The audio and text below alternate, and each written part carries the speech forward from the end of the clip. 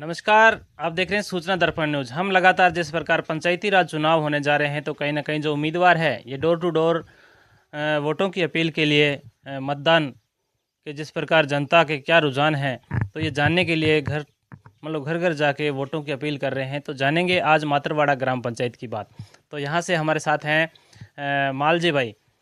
तो जानेंगे क्योंकि मालजी भाई लेवा भाई जो यहाँ से पारगी हैं इन्होंने अब की बार ताल ठोकी यहाँ से तो दावेदारी जताई है। तो कहीं ना कहीं इनके किस प्रकार रहा यहाँ का लोगों का सहयोग और ये जब राजनीति में उतरे हैं तो पहले से किस प्रकार लोगों की इन्होंने जैसे सहायता की या कैसे लोगों से जुड़ाव रहा, अभी लोगों का क्या आश्वासन मिल रहा है और अब जब ये सरपंच पद पे आएंगे तो आगे क्या क्या विकास कार्य होंगे, जानेंगे इनके जुबानी। तो सबसे पहले तो मालजी भाई स्वागत है हमारे चैनल। नमस्कार। तो मालजी भाई राजनीति में आना कैसे हुआ, लोगों की ऐसे सेवा की भावना कैसे जगी? राजनीति से साहब हम 25 साल से मैं काम कर रहा हूँ। लोगों का कोई मकान है और कोई नानी नानी योजनाओं है सरकार की, वो मैं सखत रात दिवस मेहनत कर कर गांव की सेवा कर रहा हूँ। अभी अभी साहब એવું है कि હવે हमारे ग्राम पंचायत सेबलिया में से विभाजन होगा और 3 पंचायत ग्राम पंचायत हमारा मतरवाड़ा के सेबलिया पंचायत नहीं पड़ी। मतरवाड़ा पंचायत हमार अलग थी गई। पसी હવે અમારા ગામની પંચાયત है तो नाना मोटा सरकारना कोई भी योजनाओं आवे એમાં હાથ દઈને લોકોનું કામ કરવાનું અમારે। લોકોની નાની નાની યોજનાઓ પીએમ વાઇઝ મકાન યોજના, પછી કોઈ રોડ રસ્તા, હેડપંપ, હવારા આવા કામો કરવા માટે હું સખત આ લોકોનો મહેનત કરવા તૈયાર हूँ। तो जिस प्रकार अगर बात करें आपकी नई पंचायत गठित हुई है तो क्या क्या ऐसी लग रही है आपको कि ये कमियां हैं, ये समस्याएं हैं, अगर आप पद पे आते तो उनका समाधान होगा? हमारा साहब गाम में कोई भी लोगों कोई गरीब परिस्थिति ना है। હવે એક મળી છે યોજના, સરકારની યોજનાઓ મળી છે, એક નહીં મળી। હવે આપણે ગ્રામસભામાં પેલા ગ્રામ પંચાયતમાં નવીમાં પડી છે એનામાં અમે હવે સરપંચ થાઉં એટલે આખા મતેરવાળા અમારે કવર કરીને પછી લોકોનું કામ કરવાનું હોય। પછી આપણે નાની નાની યોજનાઓ હોય એ આપણે લોકો સુધી પહોંચાડવું। પછી જે તે કોઈ એનો દુઃખ જે તે પડી જાય કોઈ આપણે કોઈ રાત દિવસ નહીં તો આપણે કોઈ એનાને મદદરૂપ અમે થઈ શકું। રાત દિવસે એની મદદ તો કરી રહ્યો છું પણ તો સરપંચ તો જે વખત એમને જુદું દેખાવા જેવું કરીશ।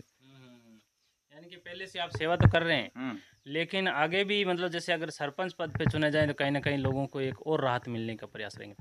तो सर के अगर बात करें युवाओं के लिए क्या सौगातें रहेगी ऐसी? युवाओं के लिए साहब जो युवाओं જે સરપંચની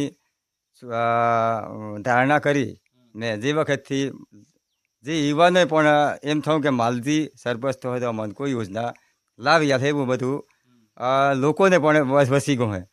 માલજી જો થઈ ગયો તો આપણે કોઈ નાની નાની યોજનાઓમાં અમારે મકાન કરવું અમે જુદા રહેવું તો મકાન થાય। અત્યારે પણ મકાન યોજનાઓ મકાન પીએમ વાય તો લગભગ 50-60 તો ચાલે જ છે પણ હવે સરકારને આપણે આ લોકો છૂટ છે આ મતરવાળાના તો એમને પણ ઘેર ઘેર સુધી જઈને હું એમને ઘેર કામકાજ પહોંચાડવું। મને સાથ દેવા એમને લોકોને હું સાથ દેવાનો હું। तो किसानों के लिए? કિસાનો કે लिए પણ સાહેબ આપણે મદદરૂપ થતા હું। કોઈ એમને કોઈ જરૂર પડતી કોઈ યોજનાઓ એ કિસાનોમાં પણ યોજનાઓ ઘણી બધી છે ખેતી વિષયમાં એમને પણ મદદરૂપ થાય। કોઈ તાડપત્રી है કોઈ બીજું है એમને પણ અને કોઈ વૃદ્ધ પેન્શન है એ પણ ચાલુ है સાહેબ। કોઈ બી આપણે કોમ અજણું નહીં સાહેબ।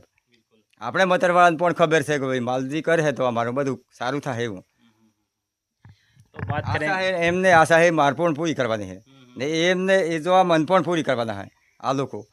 मतलब आशा तो आपको भी उनसे है और उनको आपसे है लेकिन कहीं ना कहीं बात करें आपके यहाँ के दर्शकों को, आपकी पंचायत वासियों को आप क्या निवेदन रहेगा और आपका जो चुनाव चिन्ह है उससे लोगों को अवगत कराएं कि कौन सा चुनाव चिन्ह है और क्या आपका निवेदन रहेगा।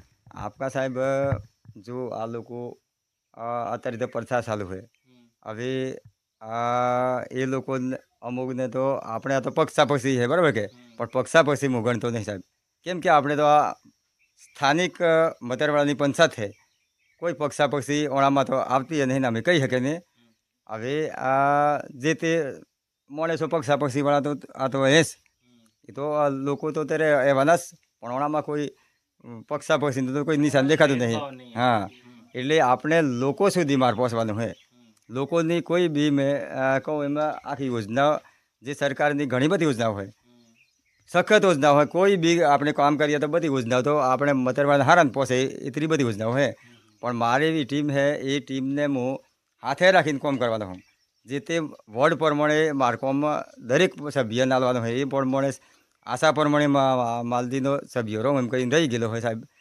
પછી એ લોકો મારે હાથે રાખીને કામ કરવાનું આખા સંગઠન પ્રમાણે કામ કરવાનું હોય। क्या बात है, इन्होंने एक बहुत अच्छी बात कही है कि सभी लोगों को साथ में लेके चलने का एक, जैसे मोदी जी का सपना कि सबका साथ सबका विकास, तो कहीं ना कहीं आप भी उस धारा पे चलने का प्रयास करोगे। तो अपना चुनाव निशान बताएं जनता को और क्या निवेदन रहेगा आपका। मेरा मार निशान 4 નંબરનું નિશાન છે ફળ ભરેલી ટોપલી।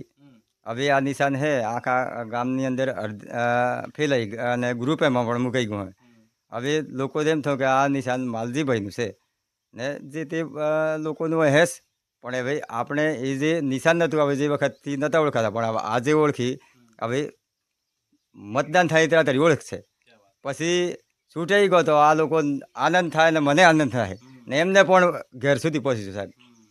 बिल्कुल, तो ये थे हमारे साथ मालजी भाई जिन्होंने बताया कि ग्राम पंचायत में क्योंकि नई ग्राम पंचायत है तो कई समस्याएं भी हैं और जिनका समाधान करवाने का इनका प्रयास रहेगा।